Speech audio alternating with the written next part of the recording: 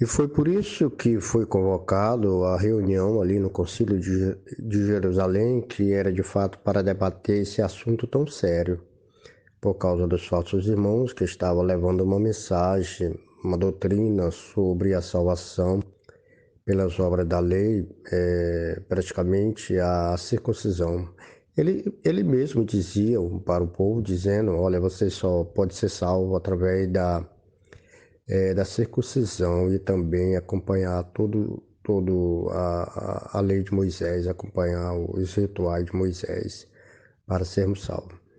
Por isso que foi levantada aquela questão sobre isso, para tratar do assunto tão sério, desta polêmica que havia surgido pelos falsos irmãos. É por isso que o apóstolo Paulo escreve as cartas aos Gálatas, reforçando aos irmãos a estar firme em Cristo Jesus, estar liberto por Cristo Jesus, andar no Espírito, viver no Espírito, porque a salvação se estende por meio de Cristo, que nós somos salvos pela graça, mediante a fé.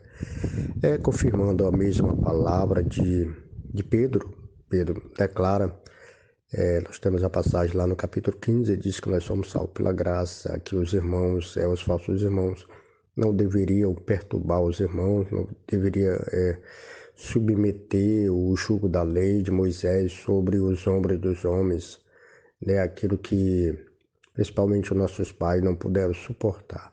Então, Tiago também confirma, concorda às palavras de Pedro e confirma também aos profetas que declara que Deus havia de levantar os gentios, havia de chamar os gentios, havia de salvar os gentios.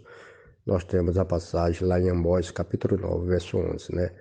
Então, tudo isto é uma concordância sobre a salvação que, de fato, é pela graça mediante a fé. O apóstolo Paulo menciona muitas vezes que a salvação é, de fato, pela graça mediante a fé em Jesus Cristo. Não é requerida as obras, porque pelas obras ninguém consegue se salvar. E, na verdade, o papel das obras da lei nunca foi para a salvação, né? Nunca foi e nunca é para a salvação. E nós sabemos que a salvação se estende por meio de Cristo, que nós somos salvos para obedecer todo o mandamento de Deus, nós somos salvos para guardar todos os mandamentos de Deus, ser obediente à sua palavra. Então, fica bem claro, né?